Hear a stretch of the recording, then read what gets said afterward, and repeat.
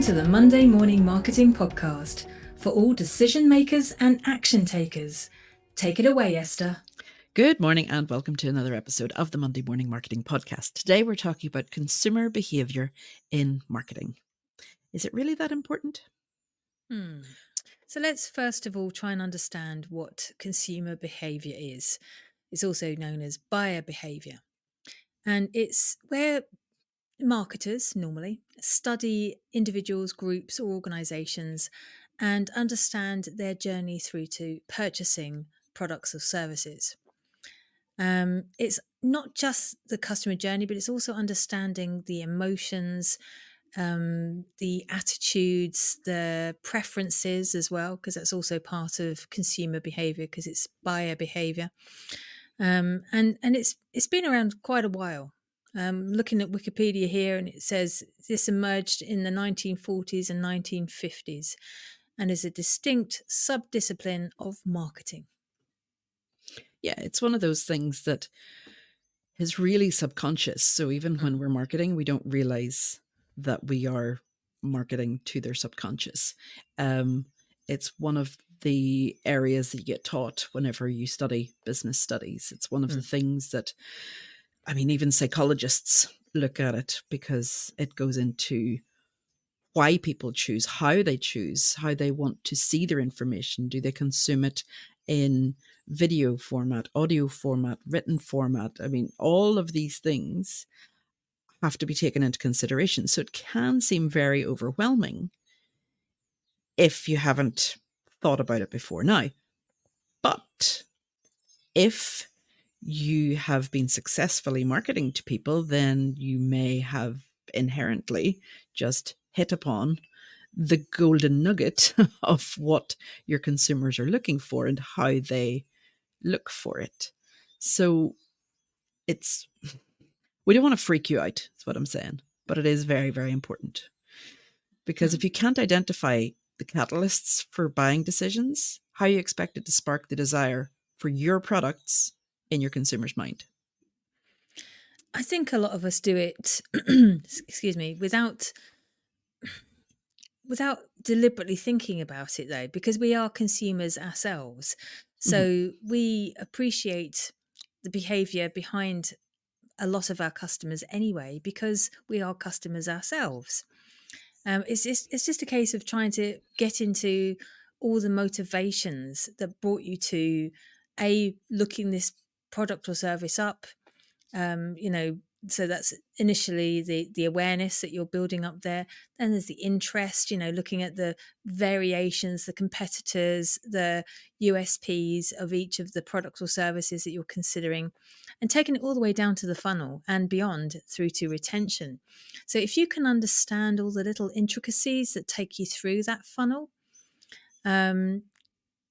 and you can sort of verbalize it, I suppose, or if you're not really verbal, can you write it down somewhere?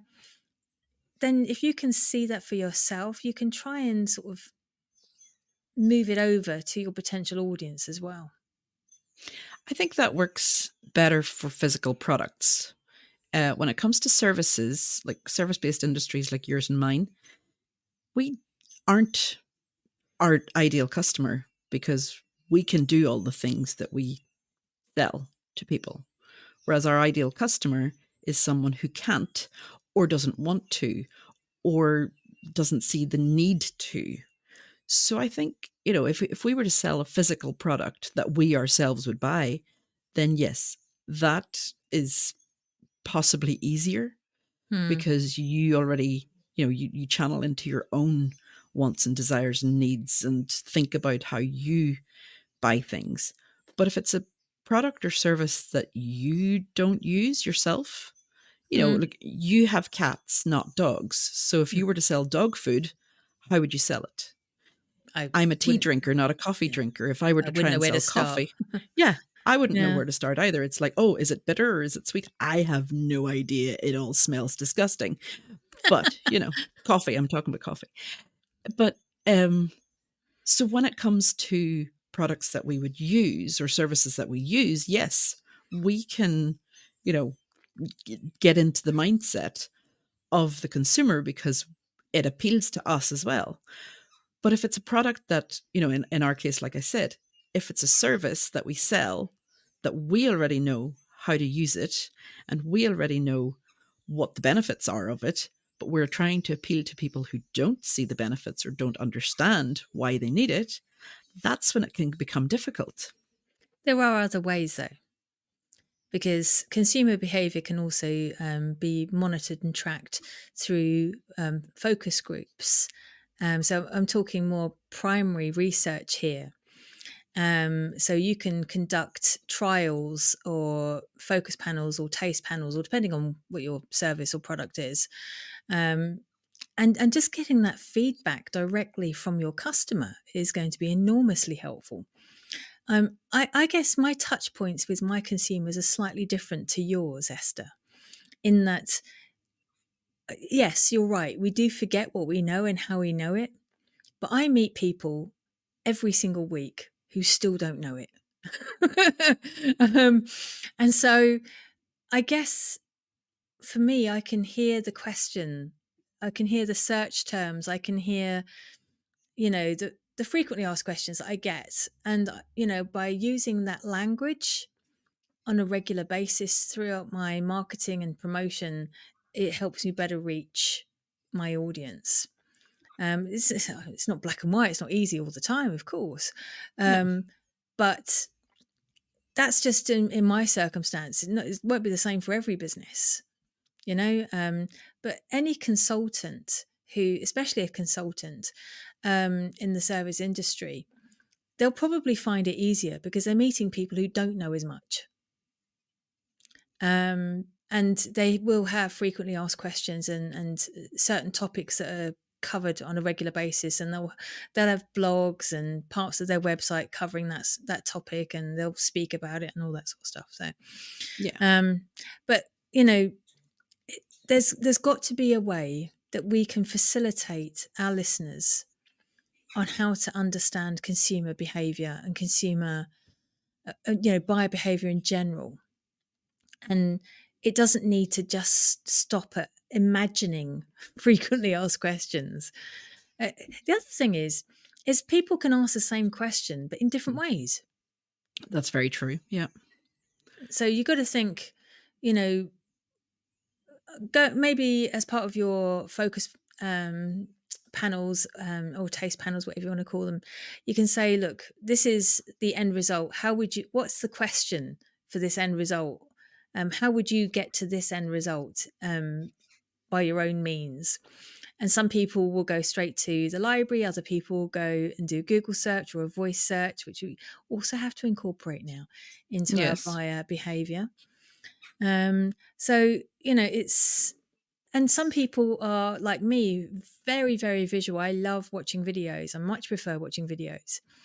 But other people are like my husband, who will just sit there and read all day, reading yeah, pages and pages and pages of how tos and brochures in general. So you've got to accommodate for both types, don't you? you do, you do. And when you're accommodating for all the different types of how people consume the information that you're giving them before they make a purchase, you also have to consider their economic conditions, their personal preferences. Do they prefer one color over another? Are you giving them the option of those colors? Mm, Economic conditions, are you giving them a low priced offer, then a medium priced one, and a high priced offer? Because based on their purchasing power depends on what it is that they're going to be able to go for. They may want to hire you immediately, but they can't afford your top package. So are you offering them a medium sized package or even a starter package to, get a taste of what it is that you do and how well you can gel together? Because some people can also be put off by, oh, well, if I buy that service, I'm going to be stuck in there for 20 hours or mm, for 6 months of 5 hours a month, or whatever it is that, your top package allows for them. Whereas they might just want a taster, but you don't want to give those tasters away for free either, because, you've got to keep the roof over your head. So there's so many things that you can do to help convince them, because it's convincing. That sounds really bad, but it is trying to get into their mind and giving them options that influences their buying decisions at the end of the day. Hmm. And a lot of the way we do this is how we've previously described in past podcasts: features tell, benefits sell. Benefits though. Yeah. Yeah. And it's trying to find the perfect balance of explaining those features, because you need to explain the features, because it's like a shopping list of things that you're going to get that you need. Hmm. But what you're actually making is a full, well-rounded meal at the end of it. Hmm. Um, and that's going to support you and other people in your household or within your business or even your customers. Um, so it's a really good analogy, and I just did that by accident. Isn't that great? Um, but so the features are definitely would be the shopping list, and the benefits would be the overall outcome at the end.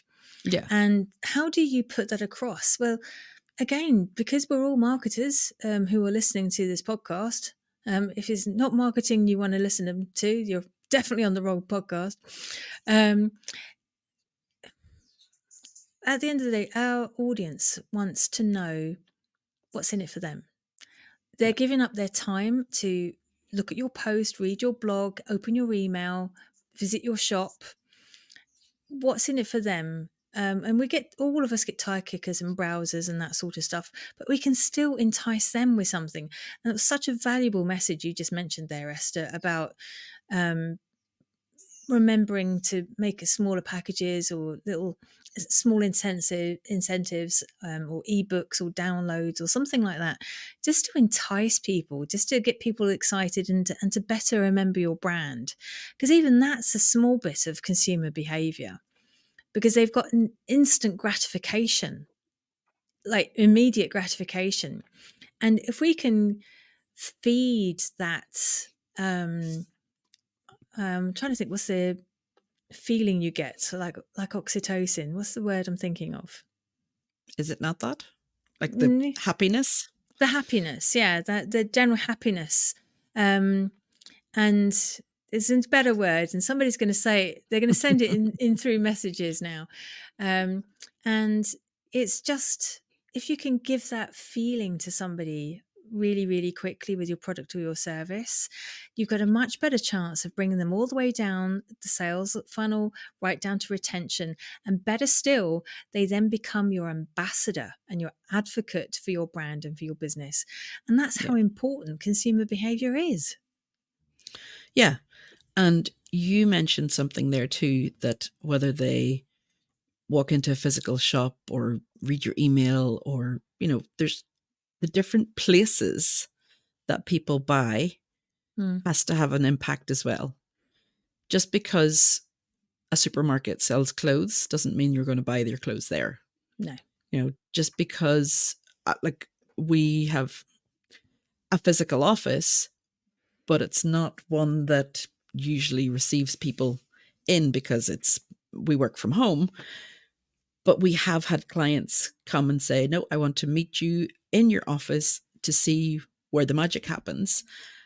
And that's, you have to sort of have leeway for those things as well. If and when you can. I mean, if you're working from a small cabin and it wouldn't be safe to do so, then, don't. But if you can get out to networking events, to, craft fairs, to um marketing meetups, Mm, if you can go to, I don't know, coffee shops, anywhere that you can meet the people in person, that gives a really powerful connection as well.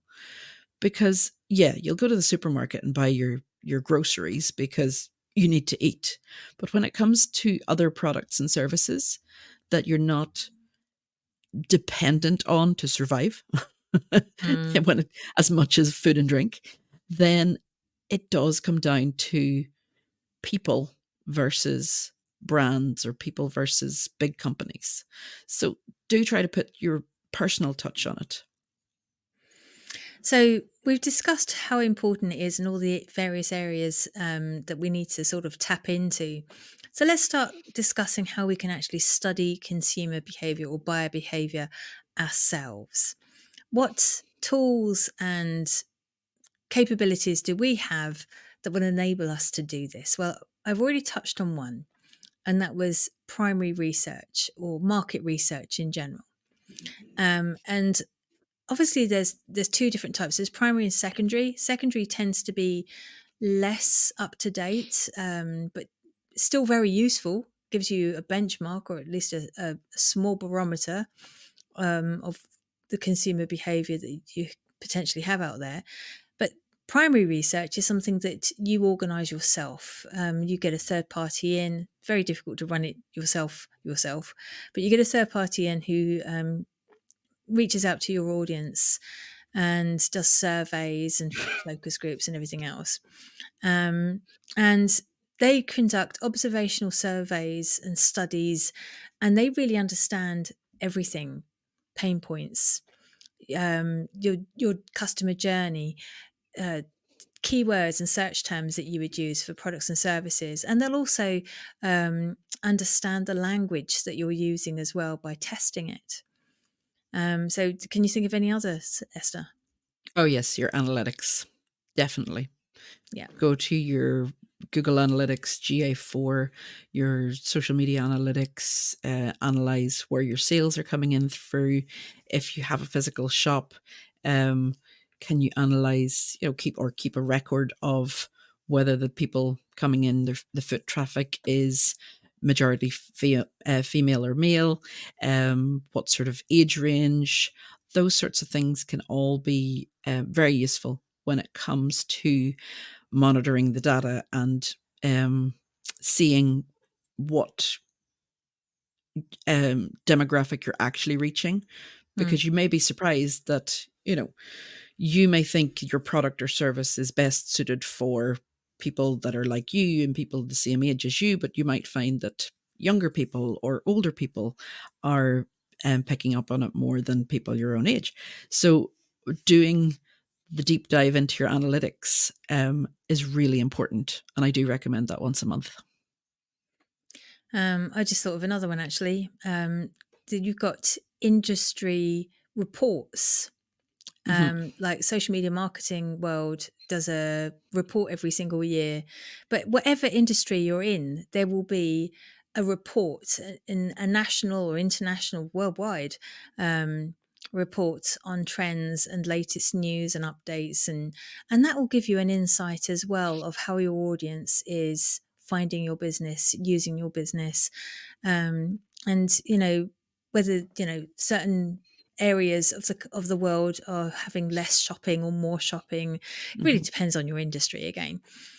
So Yeah. definitely consider industry reports. Again, this would be more secondary research, but it would be current to that year at least.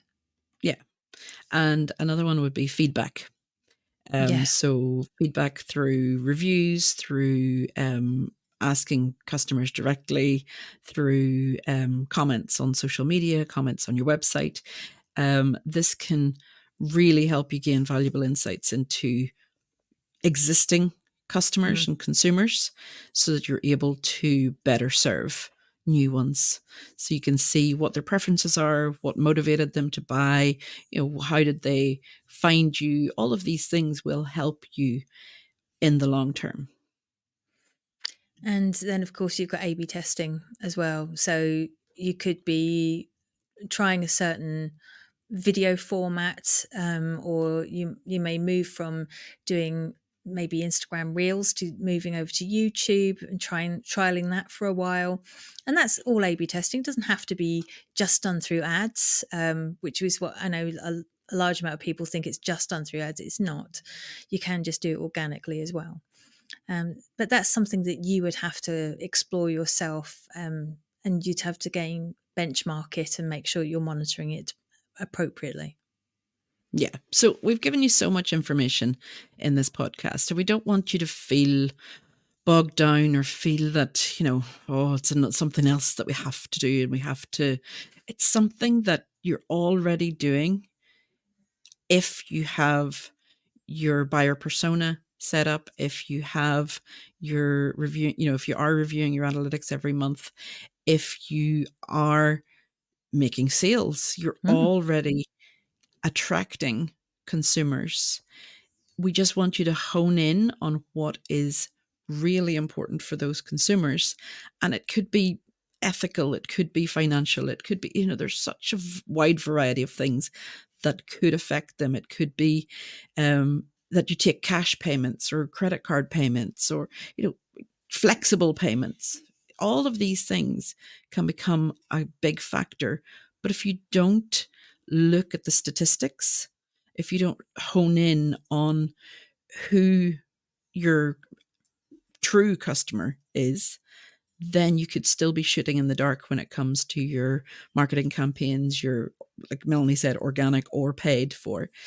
So just take some time and really look at your segmentation, look at your customers, who they are, where they live, where they come from, what socioeconomic status. It sounds really crude, but all of these things will help you see if you're undercharging, overcharging, all so many things it will help you Mm. with. So we just Definitely. wanted to bring this to your attention so that you can add it in bit by bit and just take a minute to review and see what's working and what's not. Well, that's all we've got time for today. Thank you so much for listening. I hope you're still finding our podcast as useful as ever. I would really appreciate it if you told a friend about the podcast. We've got an email list that they can subscribe to, which we send out handy tips and tricks out to. And obviously, we're an award-winning podcast with our own little Etsy store as well. So we've got a lot to offer, considering it's just the two of us sitting in our own respective rooms talking to each other through a mic. So if you've got any other questions or you want us to cover any topics, do let us know, and we'll be back next week with another podcast. Say bye. Bye-bye.